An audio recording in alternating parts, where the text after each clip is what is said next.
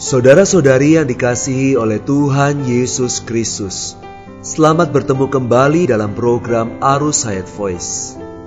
Dalam kesempatan ini saya akan menyampaikan firman Tuhan dengan judul Pekerjaan Pembaharuan Allah.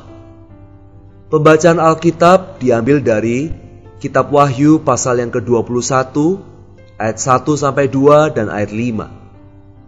Lalu aku melihat langit yang baru dan bumi yang baru, sebab langit yang pertama dan bumi yang pertama telah berlalu, dan laut pun tidak ada lagi. Dan aku melihat kota yang kudus, Yerusalem yang baru, turun dari sorga, dari Allah yang berhias bagaikan pengantin perempuan yang berdandan untuk suaminya. Ia yang duduk di atas tahta itu berkata, "Lihatlah, aku menjadikan segala sesuatu baru." Dan firman-Nya, "Tuliskanlah, karena segala perkataan ini adalah tepat dan benar." Dalam rencana kekalnya, Allah ingin menciptakan sesuatu yang baru dari antara ciptaan lamanya. Dalam waktu yang singkat, Allah telah menciptakan ciptaan lama melalui firman-Nya.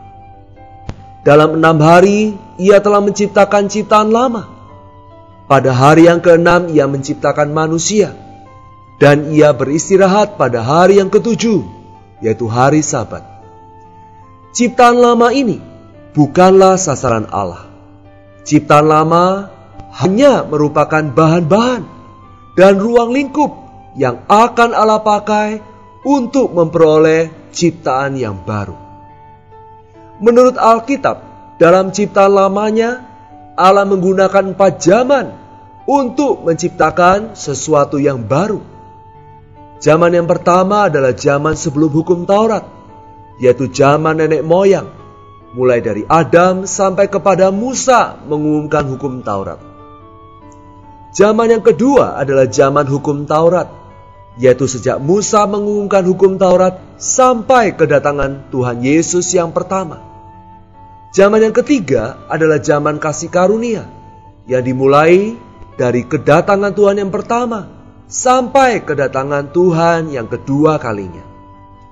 Zaman yang keempat adalah zaman kerajaan, yaitu setelah Tuhan datang kedua kalinya, Ia akan mendirikan pemerintahan Allah di bumi ini dan melaksanakan kerajaan Allah selama 1000 tahun. Setelah keempat zaman tersebut, datanglah langit baru dan bumi yang baru, dan Yerusalem baru sebagai inti dan pusatnya. Yerusalem baru terbentuk dari semua orang yang ditebus, yang dilahirkan kembali, yang diubah dan dibawa ke dalam kemuliaan Allah. Orang-orang yang telah ditebus oleh Allah ini akan menjadi Yerusalem baru di dalam kemuliaannya. Yerusalem baru ini mutlak baru adanya, sedikit pun tanpa unsur yang lama, tanpa keusangan dari ciptaan yang lama. Saudara-saudari yang dikasihi Tuhan, hari ini kita berada dalam proses pembaharuan untuk menjadi Yerusalem baru. Syukur kepada Allah, hari ini kita hidup di zaman yang ketiga, yaitu di zaman kasih karunia. Di zaman ini terjadilah hal-hal yang ajaib. Perkara yang pertama ialah Allah Tritunggal itu sendiri telah menjadi seorang manusia. Ini jauh lebih agung dan lebih besar daripada Dia menciptakan langit dan bumi. Allah telah berinkarnasi menjadi manusia. Allah sendiri, yaitu Allah yang sempurna, masuk ke dalam rahim seorang perawan selama 9 bulan lamanya. Kemudian terlahir dalam palungan di Bethlehem sebagai bayi yang disebut Yesus. Dia adalah manusia Allah.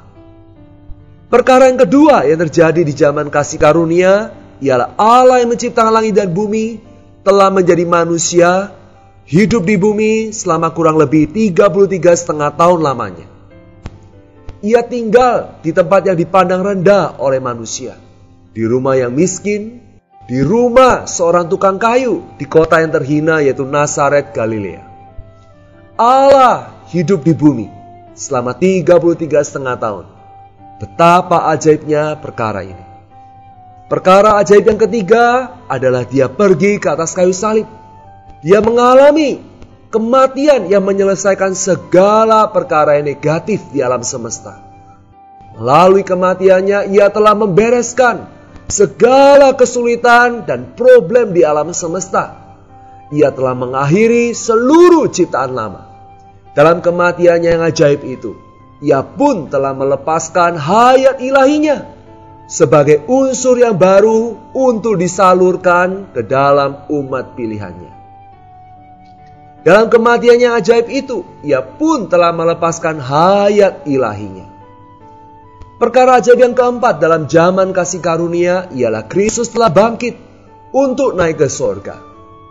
Ia pun telah membangkitkan semua orang pilihannya bersama-sama dengan dia, melahirkan mereka kembali dan memberikan sifat yang baru, unsur barunya ke dalam mereka. Dalam kenaikannya, ia telah naik melintasi semua langit. Ia menjadi roh itu dan tercurah ke atas semua umat pilihannya, sehingga mereka menjadi tubuh Kristus yang ajaib. Mereka menjadi ciptaan barunya. Mereka menjadi manusia barunya.